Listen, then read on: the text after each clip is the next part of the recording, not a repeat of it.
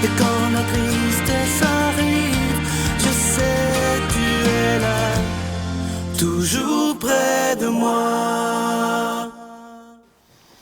Bon lundi, déjà, on est le 26 novembre, le temps passe vite. Imaginez, dans moins d'un mois, ce sera déjà Noël, mais ça sent Noël déjà un peu partout. Comme à tous les lundis, je vais aller rejoindre M. Eddie Savoie. Il va nous parler aujourd'hui d'un sujet que j'aime beaucoup. Quand on travaille, il faut être exigeant envers soi-même et avec les autres afin que le travail soit bien fait. Et vous allez voir ce qu'il a à nous dire aujourd'hui. Je m'en vais le rejoindre immédiatement. Cette émission vous est présentée par l'organisme catholique La Victoire de l'amour. Depuis toujours, l'être humain cherche le chemin qui mène au vrai bonheur. Pourtant, encore aujourd'hui, notre monde se meurt d'un manque d'amour.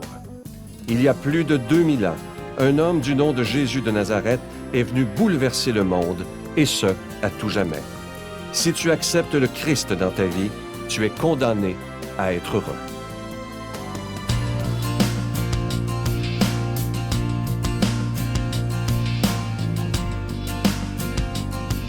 Je suis accompagné de M. Savoie. Bonjour, M. Savoie. Bonjour, M. Sylvain. M. Savoie, un jour, quelqu'un m'a dit de vous, j'ai trouvé ça bien, ça m'a pas surpris parce que vous réussissez beaucoup, que vous étiez un homme exigeant. C'est très important pour vous que le travail, lorsqu'il est fait, il soit bien fait. Bien, voyez-vous, la chose très importante quand on travaille avec des gens, il ne faut pas s'imaginer qu'on va dire à quelqu'un de faire quelque chose, puis le laisser aller. Il faut quand même, ce qu'on lui donne à faire, que ça soit clair, net et précis. À partir de ce moment-là, nos chances de réussite sont supérieures à toutes les méthodes qu'il peut avoir. Mais il y a des gens qui dirigent certaines choses, puis il va arriver un nouveau employé, au lieu de lui donner une feuille de route, lui dire « t'as ça à faire, t'as ça à faire », puis ça, normalement, ça devrait couvrir les 8 heures que tu as à travailler. Il s'imagine qu'en lui donnant pas de bons renseignements, il va peut-être en faire plus. Mais moi, j'ai appris dans la vie quand même, si tu veux avoir un bon résultat, il faut que les choses soient très claires, puis de ne pas se gêner. S'il y a des choses qu'il ne comprend pas bien, de le demander. Parce que souvent, la personne va sauter à une autre étape avant d'avoir fini ce qu'il devait faire.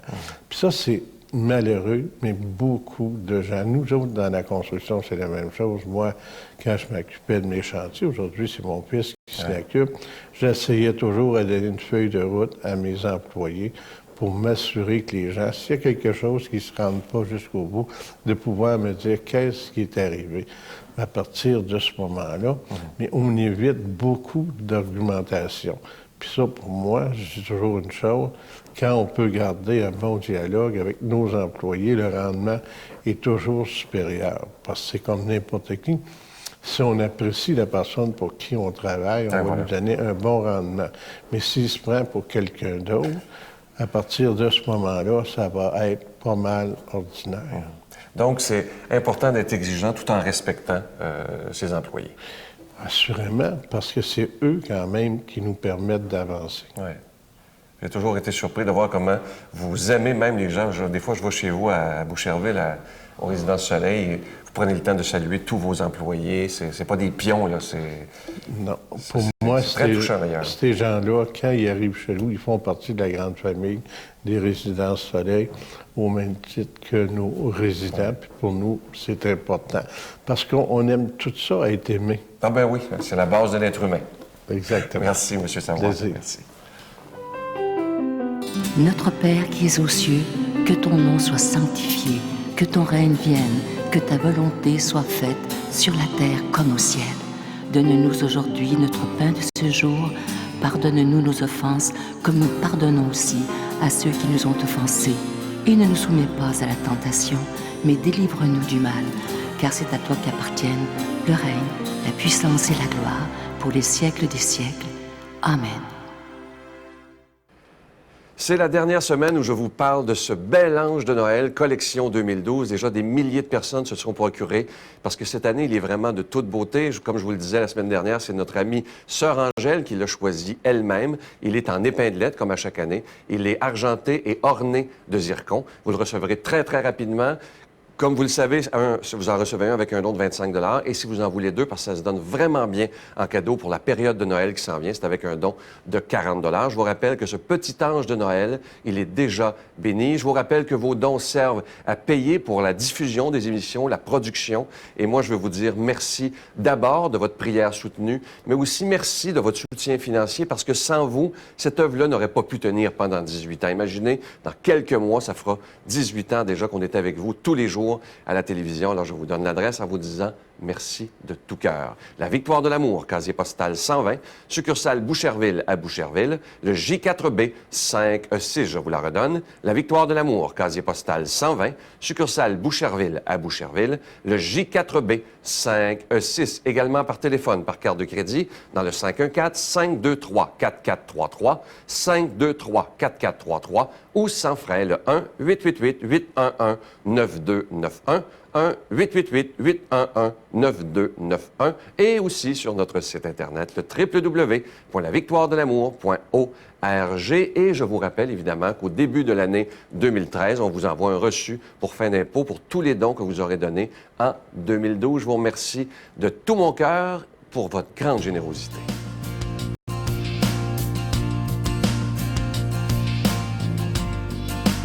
Comme je vous le dis toujours depuis bientôt 18 ans, c'est le moment le plus important de cette émission, celui où on peut entendre la parole de Dieu. Et cette parole de Dieu, ça fait plus de 2000 ans, les évangiles, qu'on a la chance de les savourer, mais j'aimerais tellement qu'on fasse comme si c'est toujours la première fois, parce que la parole de Dieu, c'est une lettre d'amour que Dieu nous a laissée. On rejoint Luc Faneuf.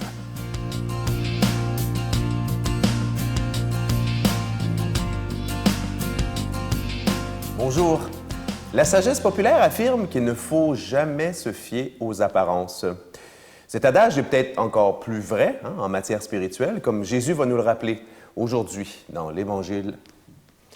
Demandons à l'Esprit Saint de venir habiter nos intelligences et nos cœurs afin de recevoir cette parole de Dieu qui fait vivre et afin aussi qu'elle transforme nos vies.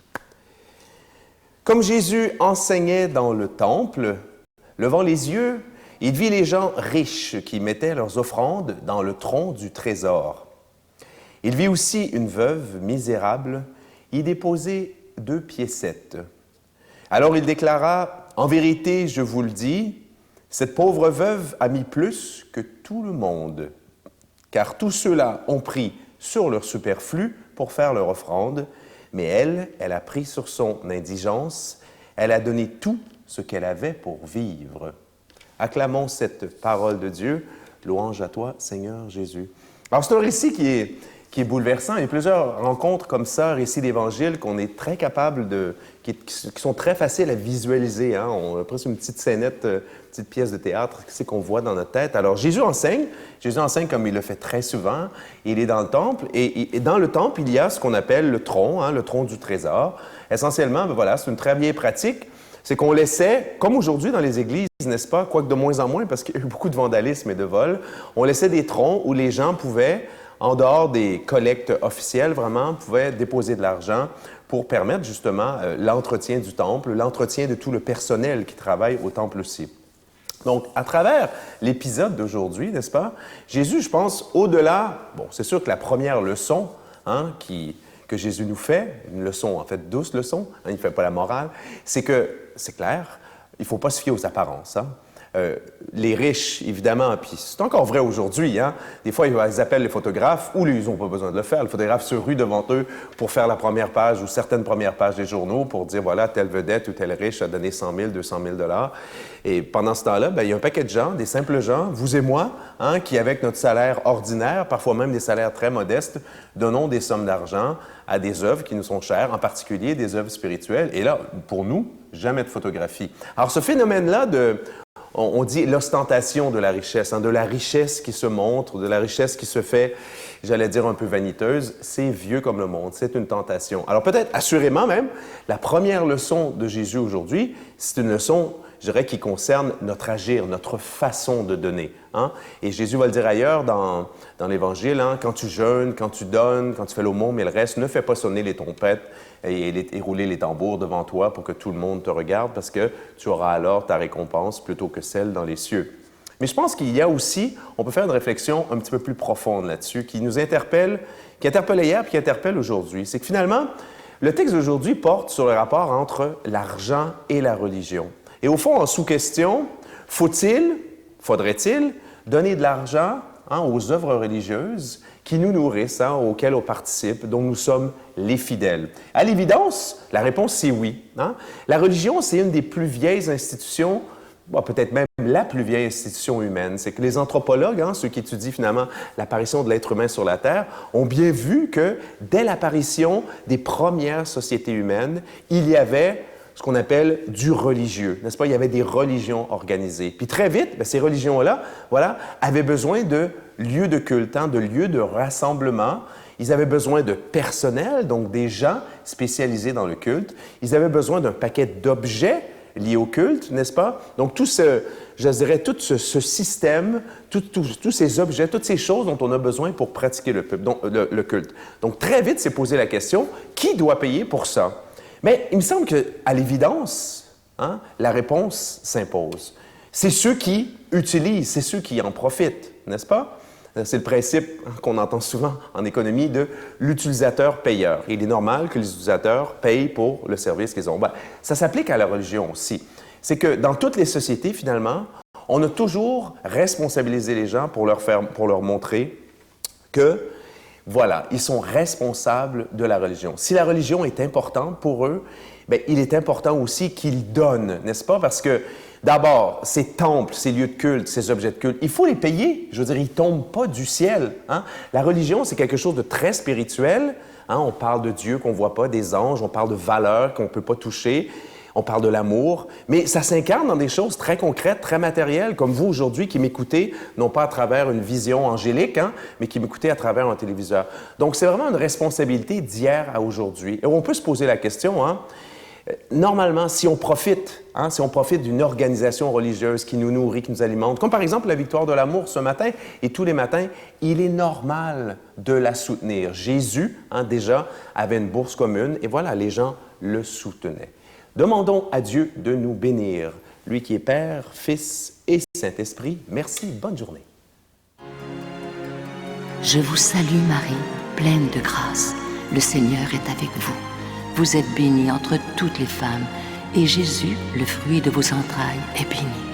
Sainte Marie, Mère de Dieu, priez pour nous pauvres pécheurs, maintenant et à l'heure de notre mort.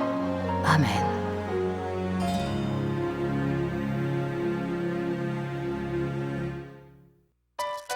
La Victoire de l'amour, en collaboration avec Voyage Intermission, vous invite pour une 18e année consécutive à une retraite spirituelle à Cancún au Mexique, à l'hôtel Iberostar.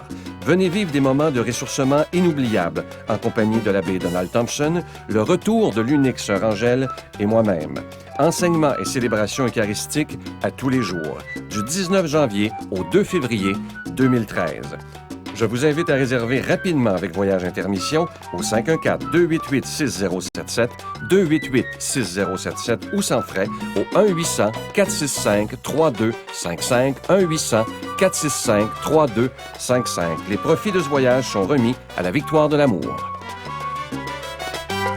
Saint-Augustin a dit une phrase absolument extraordinaire, ça dit ceci. Avoir la foi, c'est signer une feuille blanche et permettre à Dieu d'y écrire ce qu'il veut.